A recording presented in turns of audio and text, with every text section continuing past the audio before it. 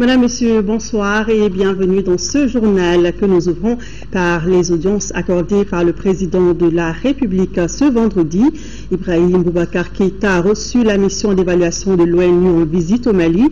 La mission est venue féliciter et encourager le chef de l'État pour les actions qu'il mène pour la paix au Mali. Il a été également question du renouvellement du mandat de la MINUSMA en juillet prochain.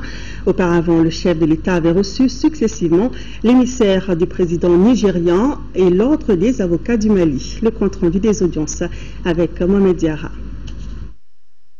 Le Mali enregistre des avancées significatives sur le chemin de la normalisation après la crise qu'il a traversée. C'est un constat fait par la mission d'évaluation multisectorielle de l'ONU qui séjourne dans notre pays. La mission est venue à Koulba pour rendre compte au président de la République après la tournée qu'elle a effectuée dans la région nord du Mali et la rencontre qu'elle a eue avec la société civile. Au cours des échanges, il a été question de la prorogation du mandat de la MINUSMA qui s'achève en juillet. Et le secrétaire général doit présenter un rapport au Conseil de sécurité. Et nous sommes venus au Mali pour rencontrer les autorités, la société civile, différents acteurs, aussi avec des consultations avec la communauté internationale. Nous sommes déplacés en province aussi, à Kidal, à Gao. Nous avons eu des réunions avec le Premier ministre, avec des ministres. Et maintenant, j'ai eu le grand honneur d'être reçu par le chef de l'État, le président de la République, parce qu'il est très important pour nous de connaître les priorités du gouvernement malien, de la société malienne, la vision du président de la République, pour voir de quelle façon nous, la communauté internationale, les Nations Unies, nous pouvons aider, accompagner, soutenir, enfin, ces efforts que font les citoyens maliens. Les Nations Unies vont apporter tout ce qu'il faut comme soutien pour aider le Mali dans le processus de réconciliation. J'étais ici il y a 14 mois pour préparer le rapport du secrétaire général qui a créé cette mission. Et après 14 mois, on voit avec une énorme satisfaction que le pays a fait des progrès énormes dans beaucoup de domaines. Les élections présidentielles, législatives, vous vous préparez pour les élections communales. Le pays est très apaisé. Il y a tous les aspects enfin, de droits de l'homme, de développement qui arrivent. Mais naturellement, il y a encore beaucoup de choses à faire. L'insécurité dans le nord est toujours présente. Et nous voulons enfin, faire les améliorations nécessaires dans la composition de la force de la MINUSMA pour continuer à aider les FAMA, la gendarmerie et la police malienne pour continuer les efforts de stabilisation dans le nord et appuyer les efforts du gouvernement pour rétablir cette présence institutionnelle aussi dans le nord et continuer aussi à appuyer les initiatives du gouvernement dans le processus de dialogue et de réconciliation et de paix nationale. Toutes ces démarches ont pour but la sécurisation de la bande sahélo-saharienne. Et c'est justement dans cet esprit que le chef de l'État a reçu l'émissaire du président de la République du Nigeria. Le Nigeria du Mali, nous sommes du pays dans le CEDEAO ou ECOWAS. Donc il y a un message qui concerne la sécurité des sous-régions, la sécurité du Nigeria et la sécurité du Mali. Nous devrons, Mali et les autres pays du CEDEAO, doit coopérer, doit travailler très dur pour combattre cette menace. La dernière audience de la journée a été celle que le président de la République a accordée à une délégation du Conseil de l'ordre des avocats du Mali. Essentiellement d'une visite de courtoisie à Monsieur le Président de la République, au Premier magistrat, au Président du Conseil supérieur de la magistrature, mais au chef de juridiction qu'il est.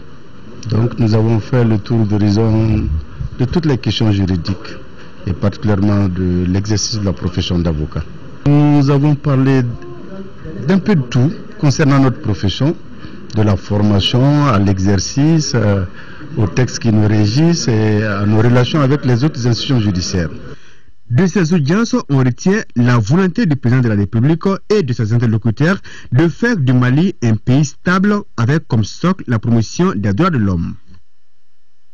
Le Premier ministre Moussa Mara poursuit sa visite à Abuja au Nigeria où il prend part aux travaux du 24e Forum économique mondial sur l'Afrique. Hier jeudi, le Premier ministre a été reçu en audience par le président nigérian Goodluck Jonathan. Moussa Mara était porteur d'un message du président Ibrahim Boubacar Keïta. Les deux parties ont réitéré leur solidarité dans la gestion des crises actuelles et entendent renforcer leur coopération. Écoutons le Premier ministre Moussa Mara.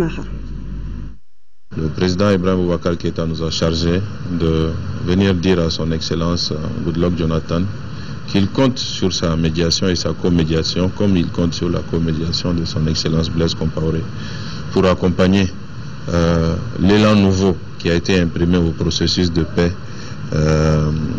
et de relance sur toutes les questions relatives au Nord. Il a aussi indiqué sa solidarité qui a toujours été constatée avec le Nigeria par rapport à tout ce qui se passe en ce moment lié au terrorisme, lié à tous les actes négatifs qu'il faut déplorer ici au Nigeria.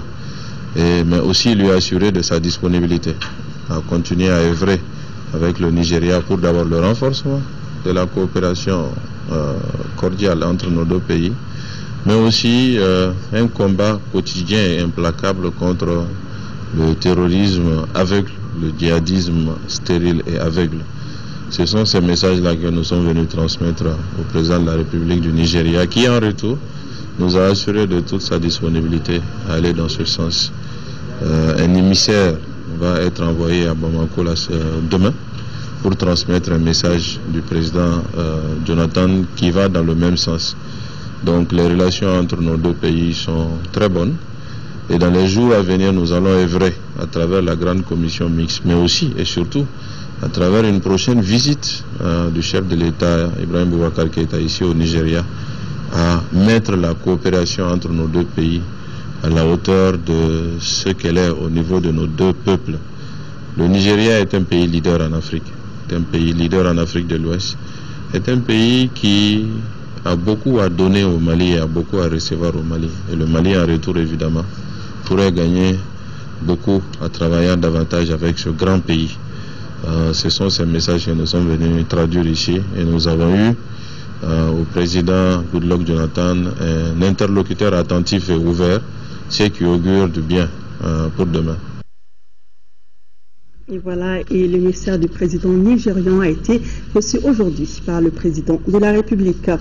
Toujours hier, jeudi, le Premier ministre a pris part à la réunion de haut niveau sur l'initiative africaine sur l'infrastructure stratégique, un lieu d'échange autour des questions d'infrastructure de développement de l'Afrique. On retiendra que la Banque africaine de développement est prête à faire plus dans le projet du corridor Bamako-Dakar. Nous retrouvons nos envoyés spéciaux Tiessira Dambélé et Idrissa Traoré. Autour du président nigérian, ceux de la Tanzanie, du Bénin, du Sénégal, les chefs de gouvernement du Mali, de la Côte d'Ivoire, l'Union africaine et le NEPAD pour parler d'infrastructures pour le développement de l'Afrique. Une initiative qui a regroupé également les institutions publiques et privées de financement sollicitées pour participer à l'effort de développement. Juste après la rencontre, une séance de travail avec un haut cadre de la BAD sur le projet du corridor Bamako-Dakar. La BAD est prête, même les autres partenaires aussi, notamment la Banque mondiale et tous les autres, à agir immédiatement. Et là, nous avions une petite séance de travail pour voir si déjà d'ici la tenue des assemblées générales de la BAD à Kigali, dans 10 jours, nous pourrions déjà signer quelque chose et nous mettre immédiatement au travail. Tous sont unanimes que le développement passe par le développement d'infrastructures solides qui puissent servir réellement à l'économie. Si les institutions de financement aimeraient ne pas trop investir dans les études de faisabilité, les États, eux, insistent sur la rentabilité des projets. Nous avons échangé sur les soucis particuliers des pays, mais aussi la volonté commune de doter nos régions d'infrastructures qui lient nos pays. Et à ce titre, nous avons insisté sur le fait que le Mali, plus que beaucoup d'autres pays, a intérêt à ce que nous ayons des grandes infrastructures de liaison, que des routes ou des corridors puissent permettre de lier le Mali avec ses voisins vers d'autres pays du continent, que nous ayons l'interconnexion électrique permettant au pays de partager les ressources énergétiques, que nous ayons aussi des infrastructures dans le domaine des technologies d'information et de communication. Nous avons insisté sur ce fait. Et nous avons aussi parlé de la nécessité que nous soutenions la production. Les infrastructures, c'est les moyens d'acheminement de la production. La production, c'est ce qui va permettre d'assurer la rentabilité des infrastructures. La Banque africaine de développement a développé d'ailleurs une initiative appelée Afrique 50 pour faciliter le montage des projets de développement et de recherche de financement. C'est surtout pour compresser les délais de la conception à l'exécution finale d'un projet de développement. Selon les statistiques, dans notre zone en tout cas, ça prend 15 ans. 15 ans, on a le temps de voir venir, peut-être le projet risque de perdre sa crédibilité. Donc il est souhaitable qu'on puisse raccourcir les délais pour que ce qui est réalisé ailleurs sur la planète, en termes de performance, d'accélération, de rapidité, de réalisation des projets d'investissement, on puisse aussi le constater dans notre pays. Donc cette initiative là-bas est à encourager. D'ailleurs, c'est celle-là sur laquelle nous allons nous baser pour réaliser le projet de chemin de fer avec le Sénégal. Cette session de haut niveau a été une occasion pour le Premier ministre malien d'avoir d'autres rencontres bilatérales en vue de faire avancer d'autres projets dans le pipeline. Et les activités de ce matin du Premier ministre l'ont conduit à la session sur la promotion du commerce intra-africain. Notons que Moussa Mara a également eu, depuis son arrivée à Abuja, plusieurs entretiens avec de nombreuses personnalités et il s'est prêté aux questions de la presse. Le point avec nos envoyés spéciaux, Tchessera Dambélé et Idrissa Traoré. Après la rencontre avec son homologue chinois, le Premier ministre Moussa Mara a rencontré les chefs de gouvernement de deux pays partageant une frontière avec le Mali. D'abord, celui de la Côte d'Ivoire, également présent à Abuja, dans le cadre du Forum économique mondial. Une occasion trouvée pour parler de questions qui tiennent à cœur les deux personnalités. Notamment les problèmes d'interconnexion électrique, les problèmes de l'oléoduc et les problèmes relatifs au chemin de fer, entre autres. Et nous avons ensemble décidé que les ministres des Affaires étrangères des deux pays devraient pouvoir se voir dès que possible pour pouvoir travailler dans le cadre de la commission mixte de coopération qui existe sérieusement entre nos deux pays. Donc je voudrais remercier notre frère d'être venu nous saluer et lui dire vraiment notre disponibilité à coopérer avec le Mali chaque fois qu'il le voudra et dans les secteurs qu'il voudra. L'autre chef de gouvernement rencontré est celui du Niger. Moussa Mara était allé témoigner de la gratitude du Mali pour tout ce que ce pays a fait, continue de faire et va faire pour que le Mali sorte définitivement de la crise. Le Niger est un pays qui, depuis le début de la crise malienne, c'est-à-dire depuis janvier 2012, a eu et a les mêmes positions, à la virgule près. Position invariable, qui consiste à affirmer la nécessité de la restauration de l'intégrité du territoire de notre pays, de la restauration de la souveraineté de l'État malien sur l'ensemble du territoire de notre pays. Et cette position a le mérite de la clarté. Donc c'est en tant qu'ami, en tant que jeune frère, que je suis venu les saluer. Nous avons participé aux travaux du forum ensemble. Nous avons eu l'occasion d'échanger par ailleurs par rapport à tout ce que nous envisageons de faire dans les jours à venir pour la résolution de la crise. À son hôtel, le Premier ministre a reçu en audience d'autres personnalités, notamment le représentant personnel pour l'Afrique de la chancelière allemande, Solon Gunternuk. Il était venu parler de relations entre le Mali et l'Allemagne, ce pays qui a été le premier à reconnaître le Mali indépendant et qui continue de l'appuyer dans son développement et pour surmonter la crise sécuritaire. L'envoyé allemand a souhaité que le processus de paix et de réconciliation engagé au Mali aboutisse rapidement. Quant au représentant de la JICA, l'agence de coopération japonaise, il était venu réaffirmer la disponibilité de son pays à accélérer la coopération Mali-Japon avec l'amélioration de la situation au Mali.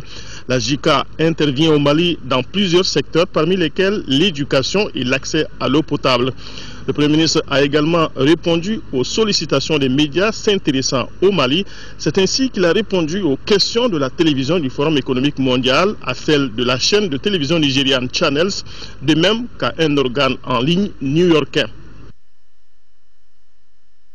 En marge des travaux du Forum économique mondial à Abuja, le ministre du Commerce et celui de l'Industrie et des Investissements ont rencontré le directeur général adjoint de l'Organisation mondiale du commerce et le directeur général de la Banque africaine d'import-export. Avec le premier, il a été question de l'aide technique que pourrait apporter l'OMC pour augmenter l'offre du Mali sur le marché international et avec la Banque africaine d'import-export des possibilités de financement du commerce au Mali. D'ailleurs, la banque compte envoyer bientôt une mission à Bamako pour mieux évaluer les opportunités. Ici, à Bamako, le président de l'Assemblée nationale a reçu successivement en audience l'ambassadeur du Tchad au Mali, les représentants de la MINUSMA, de la CEDEAO et de la Banque mondiale. Les sujets abordés au cours des audiences, c'est avec Rachel Tessoubi. La première personnalité reçue par le président de l'Assemblée nationale est le nouvel ambassadeur du Tchad au Mali, avec résidence au Niger. Il a insisté sur la redynamisation de la coopération économique entre nos deux pays. On a surtout parlé de la nouvelle dynamique qui se crée dans le cadre des relations entre le Tchad et le Mali, surtout avec la crise malienne et l'intervention des forces armées tchadiennes au Mali.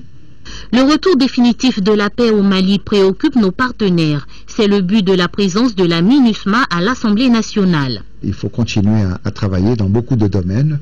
Il y a le processus non seulement sécuritaire, de stabilité, mais aussi celui de le volet politique, dialogue, réconciliation nationale. Et nous sommes ici enfin pour revoir le mandat de la mission. Des représentants de la CEDEAO étaient présents à l'Assemblée nationale. Ils ont discuté avec le président de l'institution de la déclaration de politique générale du gouvernement malien. La déclaration de politique générale, c'est un dossier qui est une boussole aussi pour nous. Ça nous permet de savoir exactement les ambitions du gouvernement en matière de développement.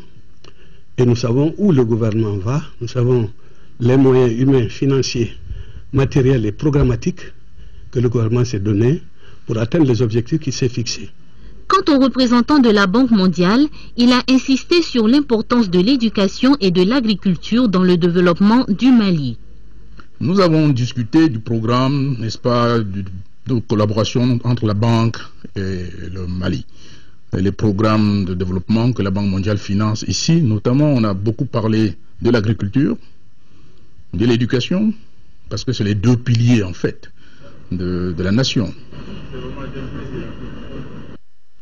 Nous sommes à l'Assemblée nationale, restons-y. 5 projets de loi étaient à l'ordre du jour de la séance plénière d'hier. Ces différents projets de loi sont relatifs à la prévention, à la répression de l'enrichissement illicite, le programme de productivité agricole en Afrique de l'Ouest, phase 2. Les 2 premiers projets de loi effectivement discutés ont été adoptés à l'unanimité. Les précisions de Mahamadou Doumbia. Dès le début de cette session ordinaire, le projet de loi 1405-5L relatif à la prévention et la répression de l'enrichissement illicite a été renvoyé à une date ultérieure pour complément d'information.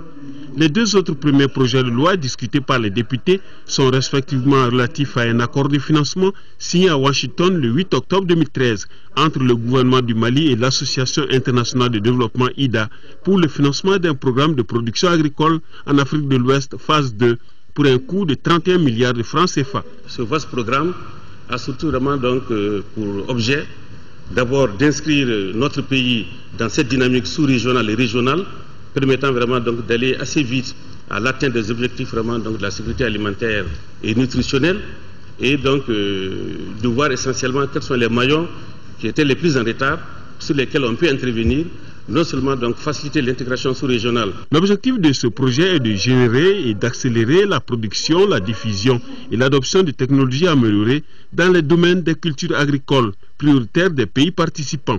Ce projet de loi a été adopté à l'unanimité par 126 voix pour, 0 contre, 0 abstention. Le second projet de loi 1418-5L porte sur le statut général des fonctionnaires. Pour cause, le seuil de la fonction publique étant la catégorie C, l'indice de base de cette catégorie qui était de 151 devient 155.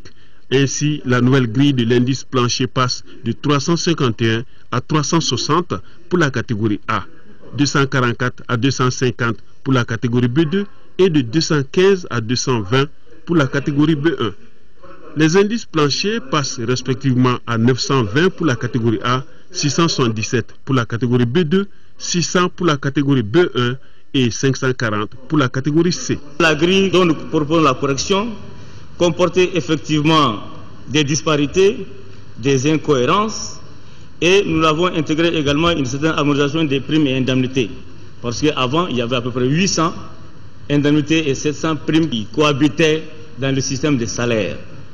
Avec les travailleurs, nous avons convenu, pour être plus pratique et pragmatique, de les harmoniser pour donner plus de lisibilité à l'avenir par rapport à la situation des primes et des indemnités. Loin d'être confondu à une augmentation de salaire, la plus grande innovation apportée par ce projet de loi est que la progression indiciaire devient régulière à l'intérieur de chaque grade et le rythme augmente avec l'élévation des grades et de catégories. L'application de cette loi avait été retardée en consensus avec l'UNTM pour raison de crise qu'a connue notre pays. Mais depuis janvier 2014, elle est prise en compte. Ce projet de loi très apprécié ne fait que corriger des lacunes jadis constatées. Il a été donc adopté par les députés par 122 voix pour, 0 contre, 0 abstention.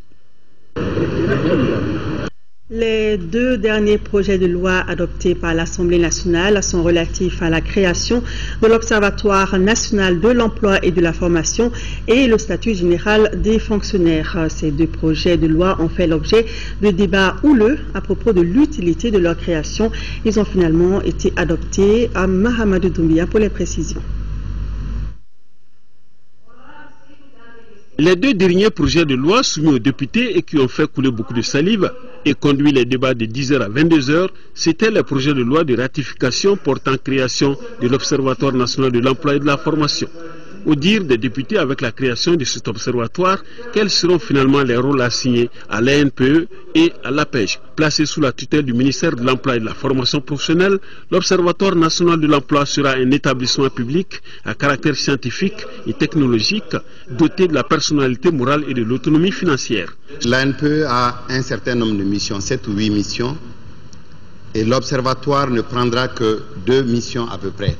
On a le FAFPA, on a la PEJ, on a la NPE, elles ne sont pas dotées de la même manière. Donc nous sommes en train de lancer, avec l'appui du Bureau international du travail, une étude diagnostique pour savoir comment nous allons mutualiser ces ressources-là. Ce projet de loi 2013-024 a été adopté à l'unanimité par 125 voix pour, 0 contre, 0 abstention. Le second projet de loi est relatif à la ratification d'un accord de financement signé à Bamako le 23 décembre 2013 entre le gouvernement du Mali et l'Association internationale de développement IDA pour le financement du projet de système hybride d'électrification rurale.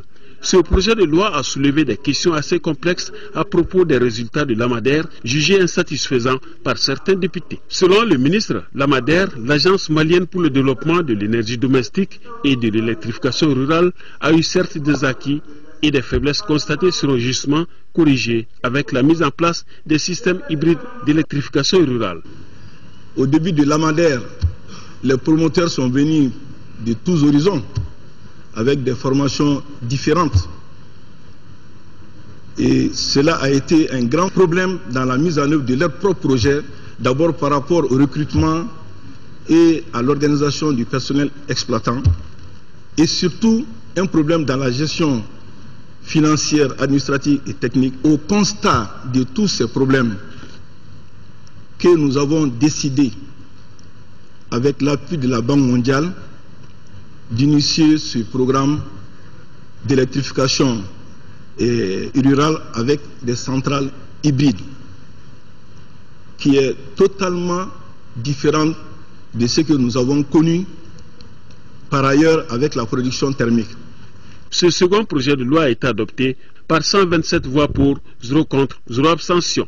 Il s'agit aujourd'hui de s'inspirer de l'ensemble de ces échecs-là pour pouvoir améliorer en tout cas la qualité du service. Et je pense que c'est ça l'intérêt du débat d'aujourd'hui, parce que nous sentons quand même que dans les différents rapports qui nous ont été présentés, qu'on s'est beaucoup inspiré des faiblesses, des échecs et en vue de mieux rebondir pour pouvoir fournir aux Maliens, en tout cas, un service de qualité. Nous avons voté toutes ces lois avec la majorité. Nous l'avons fait pour l'intérêt du Mali. Nous l'avons fait parce que nous avons estimé que toutes ces lois, c'est des lois qui vont dans l'intérêt du peuple malien pour l'amélioration des conditions de vie de nos populations. À la fin de cette session, la composition d'un groupe d'amitié a été rendue publique. Ces groupes d'amitié ouvrent davantage notre Assemblée nationale à d'autres parlements du monde entier. Le président du Conseil économique, social et culturel a reçu en audience ce matin la tribune des jeunes pour le droit au Mali, le RECOTRAD et le ministre du Travail, de la fonction publique et des relations avec les institutions. Au centre des échanges, le développement du Mali, compte rendu de Kadidia Tokone. Une matinée de vendredi bien chargée pour le président du Conseil économique, social et culturel. Jamil Bitar a reçu en audience le ministre du Travail, de la fonction publique et des relations avec les institutions. Bokar Moussa Diarra effectue ainsi une visite de courtoisie au président du Conseil économique, social et culturel. Les institutions de la République sont extrêmement importantes, elles ont besoin d'être fortes. Mais pour faire cette force, il faut que les hommes qui les animent comprennent bien les relations, la nature des relations qu'ils doivent développer entre eux. Je suis venu proposer à Monsieur le Président et à son conseil que ce que je souhaite, c'est qu'au-delà des relations administratives, au-delà des relations d'institution à institution, que nous puissions mettre une charge de notre propre humanisme dans nos relations. Par les temps qui courent, la dégradation des mœurs est une réalité tangible dans notre pays. Et les gardiens de la tradition veulent faire entendre leur voix. Les responsables du réseau des communicateurs traditionnels pour le développement au Mali et en Afrique de l'Ouest, RECOTRAD, sont venus informer Jamil Bitar de la tenue d'une campagne de sensibilisation pour le retour des valeurs positives de notre pays. Nous ne pouvions pas envisager cette campagne sans venir prendre l'avis de cette institution qui est chargée de la promotion de la culture au Mali. Nous sommes venus donc prendre l'avis du président du conseil et de ses collaborateurs. Après les membres du RECOTRAD, c'était au tour de ceux de la tribune des jeunes pour le droit au Mali d'être reçus par le président du Conseil économique, social et culturel. Cette association des jeunes juristes a pour but la promotion et la protection des droits au Mali. Nous étions venus présenter notre structure au président du Conseil économique, social et culturel et éventuellement proposer au président du Conseil d'être le président d'honneur de la cérémonie officielle du lancement de nos activités 2014-2016. Le président du Conseil économique, social et culturel, Jamil Bitar, s'est félicité de ces visites en promettant toute sa disponibilité et celle de son institution à accompagner les actions de ses hôtes du jour. Notez que le ministre du Travail, de la fonction publique et des relations avec les institutions, Bokar Moussa Diarra, quitte Bamako ce soir pour Marrakech au Maroc.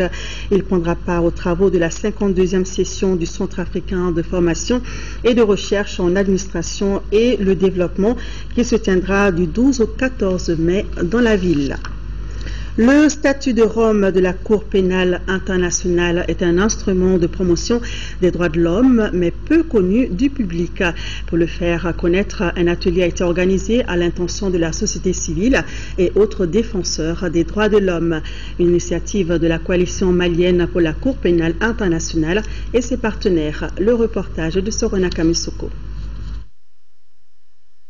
14 ans après sa ratification, le statut de Rome de la Cour pénale internationale est expliqué aux organisations de la société civile. Objectif, favoriser l'appropriation de cet instrument juridique qui a pour mission de contribuer à éradiquer l'impunité des crimes relevant de la compétence de la Cour pénale internationale. Ces échanges de 2 jours sont à l'actif de la coalition malienne pour la Cour pénale internationale. Le Mali a ratifié le 16 août 2000 le statut de Rome de la Cour pénale internationale. Il a aussi procédé en 2001 à la relecture de son arsenal juridique national à travers notamment le Code pénal et le Code de procédure pénale pour domestiquer le statut de Rome de la Cour pénale internationale. Il a signé en 2012 un accord pour l'exécution des peines. Au cours donc de nos 2 jours de réflexion, des propositions concrètes qui pourront faire avancer ces débats, mais également des recommandations précises qui permettront donc à la coalition malienne de continuer le travail de veille et d'éveil autour donc des préoccupations de la justice pénale internationale. Le ministre en charge de la justice, Mohamed Ali Bachili, a saisi l'opportunité pour réaffirmer l'engagement de son département pour une plus grande promotion des droits de l'homme au Mali. Si vous pouvez contribuer à améliorer la qualité de la réception dans le droit pénal malien du droit pénal international relatif à la Cour pénale internationale, eh bien, vous aurez fait faire un progrès remarquable en ce sens-là. Cet atelier a été possible grâce au soutien de la coalition africaine pour la Cour pénale internationale et ses partenaires. Le ministre de la Solidarité, de l'Action humanitaire et de la Reconstruction du Nord a rencontré ce vendredi à Ségou les déplacés de la région. À l'issue des échanges, plusieurs problèmes dont la scolarisation des enfants ont été évoqués. Aux préoccupations, le ministre Amadou Konaté entend apporter des solutions. Candécila.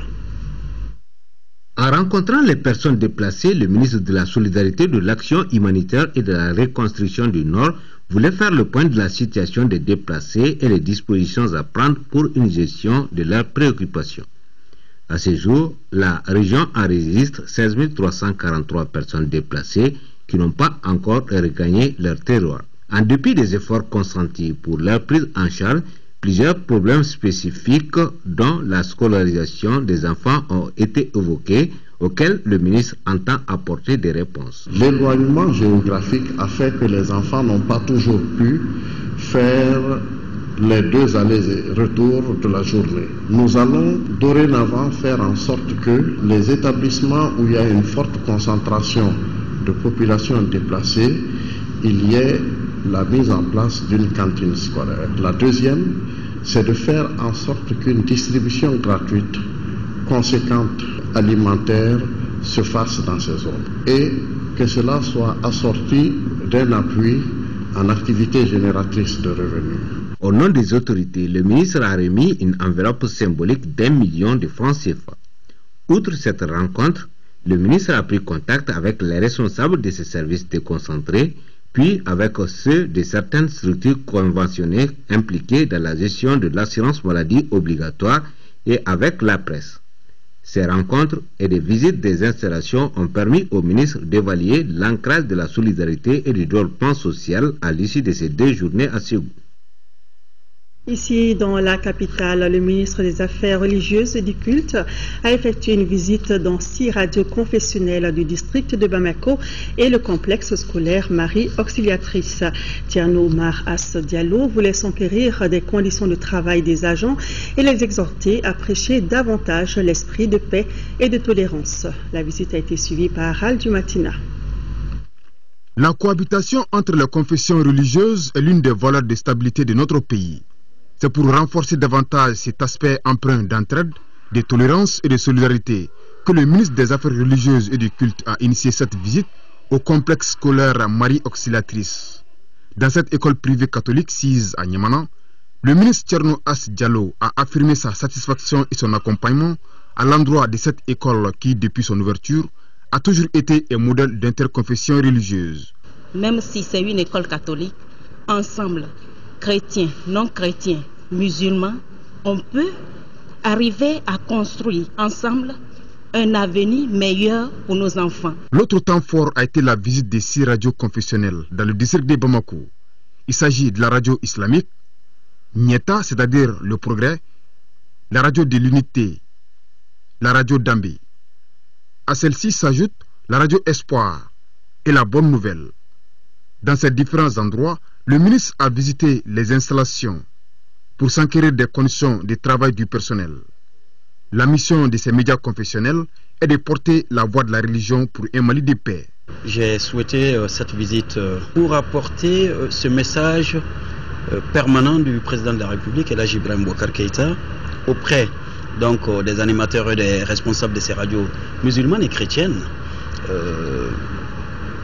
d'être les vecteurs de messages de paix, de réconciliation, d'amour, puisque c'est des radios qui parlent au nom de Dieu, au nom des prophètes, et l'exemplarité des prophètes, que la paix et le salut du Seigneur soient sur eux, c'est des attitudes d'humilité, de pardon et d'acceptation du vivre pluriel. Cette visite de plus de 5 heures d'horloge du premier responsable du département des affaires religieuses et du culte lui a permis de mesurer toute la portée des radios confessionnelles dans la consolidation des libertés religieuses. Le ministre de la décentralisation et de la ville, accompagné des membres de son cabinet, a effectué des visites de prise de contact dans les services relevant de son département.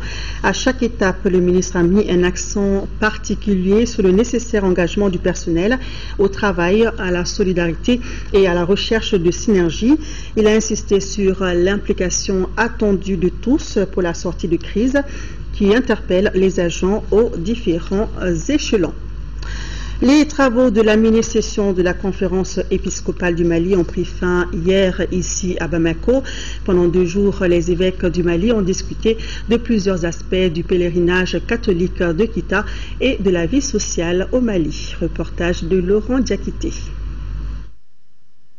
Les travaux de cette mini-session ont d'abord porté sur l'examen et l'adoption des activités de la réunion de la 2e session ordinaire de l'année pastorale par rapport à l'organisation des commissions et secrétariats de la conférence épiscopale.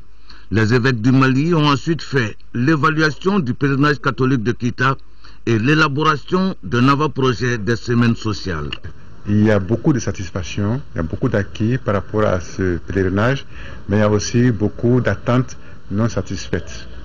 Nous-mêmes avons pris une bonne note que, en face de toutes ces insuffisances qui ont été énumérées en termes d'accueil, il fallait que nous voyions avec le comité et en lien avec l'ensemble des frères et sœurs chrétiens et des amis, comment améliorer effectivement les infrastructures pour accueillir mieux et puis aussi pour nourrir mieux les pèlerins de plus en plus nombreux chaque année. En dehors de cela, nous avons eu à recevoir un avant-projet de ce qu'on pourrait appeler les semaines sociales. Les semaines sociales, c'est quoi? C'est permettre à non seulement la communauté chrétienne, les cadres, les chrétiens ordinaires et des personnes de bonne volonté de réfléchir sur la situation sociale du Mali. Les évêques du Mali ont adressé un questionnaire aux délégués diocésains afin de connaître leur point de vue sur le déroulement du pèlerinage de Kita, et cela avant la prochaine conférence épiscopale prévue en septembre 2014. La journée internationale de l'agriculture familiale a été lancée hier jeudi au CICB, célébrée par la coordination nationale des organisations paysannes. La journée souhaite valoriser l'agriculture familiale et les actions des petits producteurs. Aloussene Touré. Il y a plus de 500 millions de petites exploitations d'envergure familiale à travers le monde. Aussi, les exploitations familiales demeurent les plus grands pourvoyeurs de nourriture et d'emploi. Par ailleurs, ces exploitations se particularisent par le respect de l'environnement. Autant de raisons pour les Nations Unies de prendre une résolution pour instituer cette journée de l'agriculture familiale.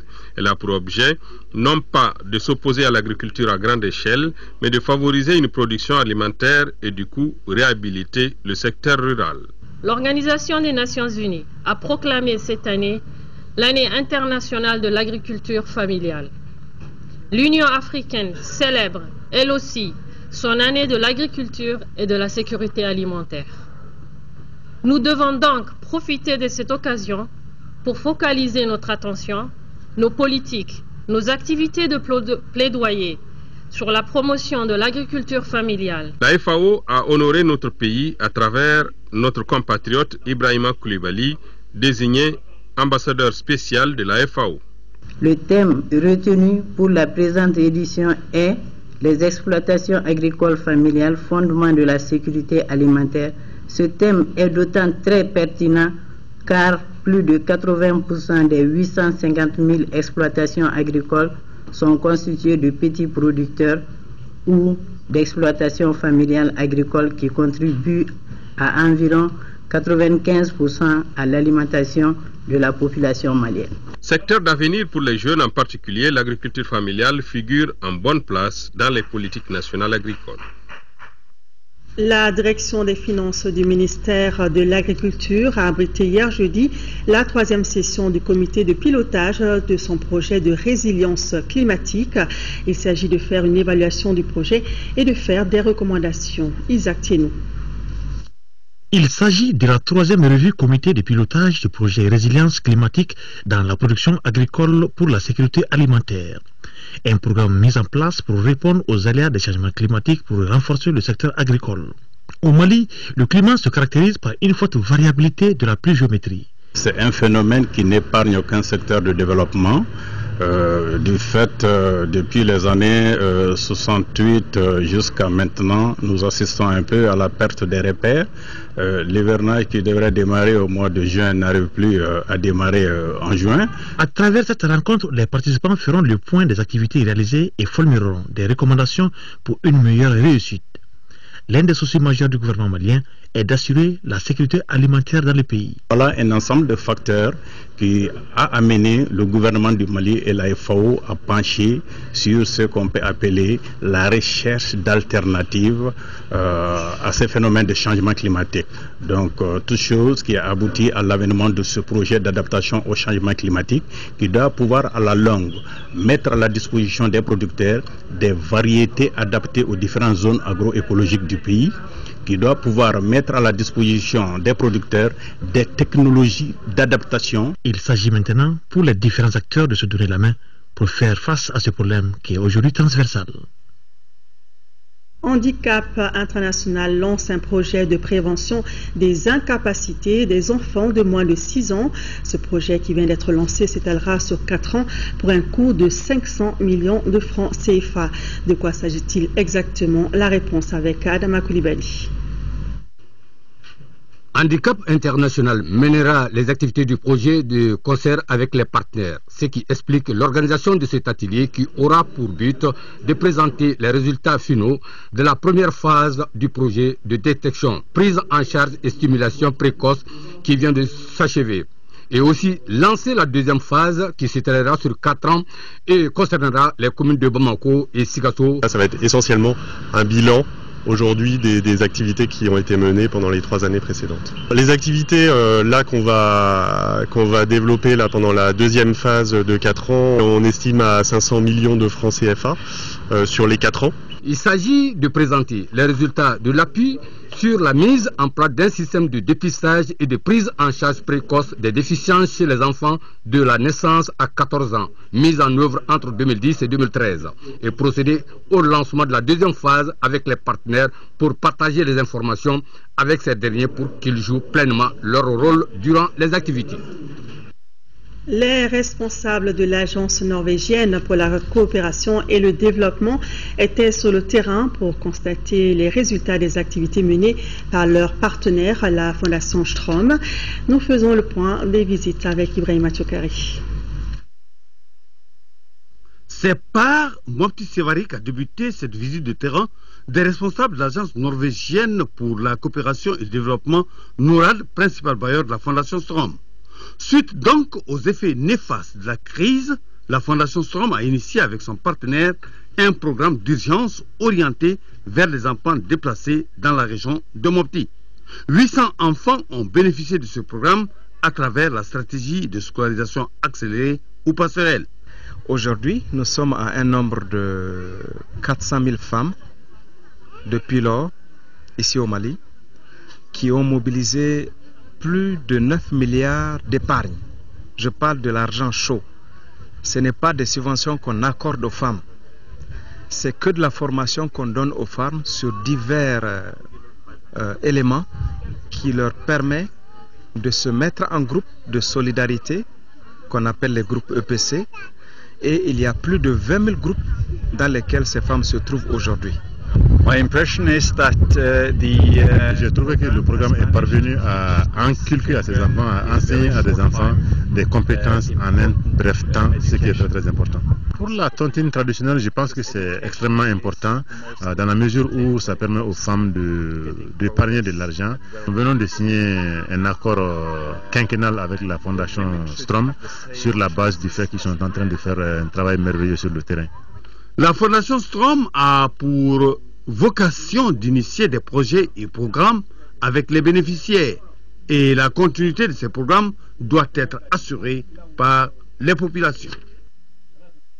Allons à présent à Gao pour voir comment avancent les travaux de réhabilitation des services de la ville. Pour le savoir, le gouverneur de la région, Omar Baba Sidibé, a fait le tour de quelques chantiers cette semaine. Il ressort que les travaux avancent normalement, nous informe Drissa Kone. Cette visite du gouverneur de Gao intervient 2 semaines après l'octroi des ordres de service, c'est-à-dire le début réel des travaux par les 25 entreprises chargées des activités de réhabilitation des bâtiments administratifs et logements saccagés. Si certaines sont dans le délai qui se situe entre 90 et 120 jours, d'autres ont accusé un léger retard. Sur 28 projets qui ont été retenus, des réhabilitations de bureaux, de logements et d'équipements, au moins 24 sont en ce moment en train d'être exécutés. Bon, c'est vrai, certaines entreprises traînent un peu les pieds, d'autres sont en avance, mais nous pouvons estimer qu'on a déjà dépassé 20 à 25% de réalisation à ce stade précis. Cet effort constant de l'État malien pour la reconstruction des régions nord du Mali ne doit souffrir d'aucun préjudice, ajoutera le gouverneur. C'est pourquoi, malgré la canicule, Omar Baba Sidibé n'a pas hésité à effectuer cette visite. L'État a beaucoup fait. Parce que vous voyez, nous sommes en train de visiter en ce moment les infrastructures qui sont en train d'être réhabilitées. Et pour la région de Gao, pour la première tranche, c'est à peu près 8 milliards que l'État est en train de mettre à la disposition pour seulement la première tranche. 8 milliards sur lesquels il y a 3 milliards et un peu plus de 100 millions qui sont déjà injectés. Les entreprises ont salué ces passages du chef de l'exécutif régional qui ne pourrait que les galvaniser davantage. Comme particularité, cette première phase de réhabilitation ne couvre que les services régionaux. Une deuxième phase prendra en compte les services des cercles et des communes rurales de la 7e région. En 5e région, le PNUD a remis il y a quelque temps un lot d'équipement d'une valeur de plus de 230 millions de francs CFA au camp de Soufroulaye, un don bien apprécié par les représentants du ministère de l'Emploi et de la Formation professionnelle et ceux des départements de l'Environnement et de la Jeunesse. Mahamar Ibrahim Touré nous en parle. Ce lot d'équipements auquel s'ajoutent les travaux de réhabilitation du camp de jeunesse de Soufroulaye pour 232 millions de francs CFA est la réponse à une sollicitation du ministère de la Jeunesse et de la Construction citoyenne auprès du PNUD et ses partenaires FINEAP, BIT et FAO. Ce geste est apprécié à sa juste valeur par les représentants du ministère de l'Emploi et de la Formation professionnelle et de l'Environnement pour qui la jeunesse constitue un levier pour la plantation d'arbres et l'assainissement. Le salut va à l'endroit des donateurs. Ils ont le souci, la reconstruction et la réconciliation. Et qui fait un geste à l'endroit de la jeunesse contribue et à la reconstruction et à la réconciliation. La jeunesse a un rôle extrêmement important dans la lutte contre la désertification. J'ai un appel très pressant à lancer aux jeunes, n'est-ce pas, de s'investir dans ce domaine. Je lance un autre appel à la jeunesse de s'investir dans le cadre de l'assainissement. Pour joindre l'utile à l'agréable, des arbres ont été plantés.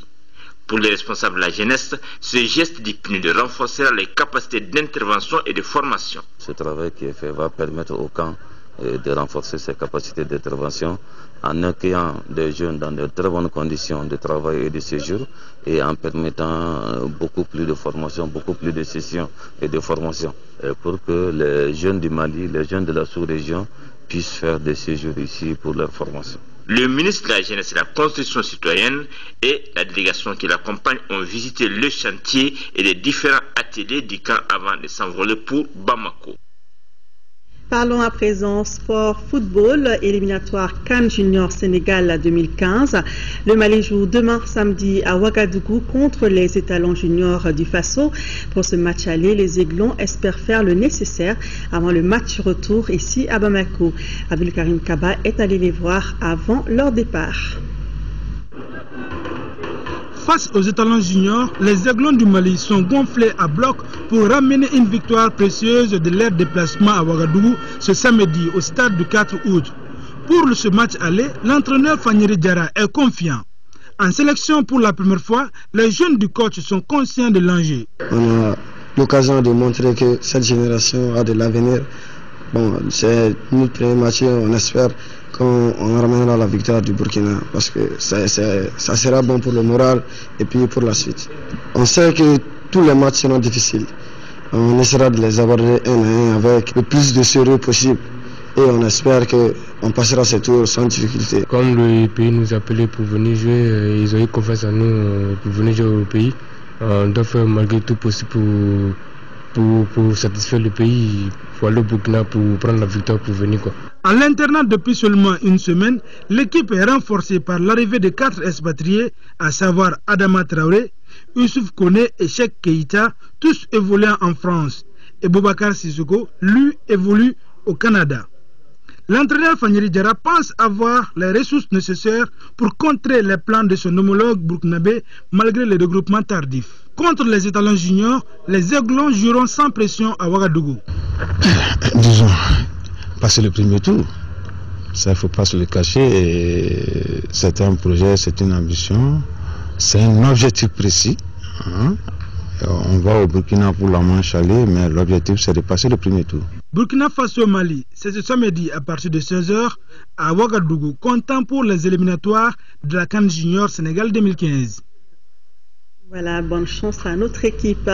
Madame, Monsieur, ce journal se referme. Merci de votre aimable attention. Demain à 13h, vous serez avec Mohamed Touré. Je me ferai le plaisir de vous retrouver, s'il plaît à Dieu, dans l'édition du soir.